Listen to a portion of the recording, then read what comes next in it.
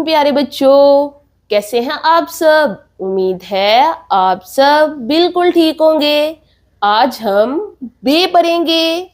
बे की आवाज ब से शुरू होती है, जैसे बे, ब ब ब।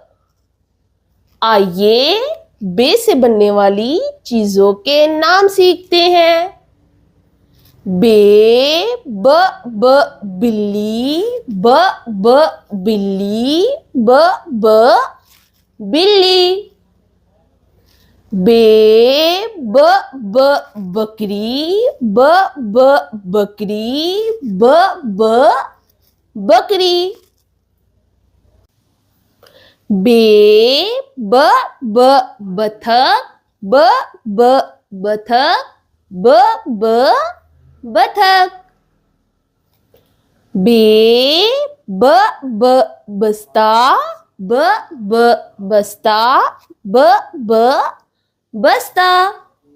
तो प्यारे बच्चों, क्या आपने गौर किया? बिल्ली, बकरी, बतख और बस्ता, इनकी आवाज ब से शुरू होती है, जैसे ब बिल्ली, ब बकरी, ब बतख, ब बस्ता।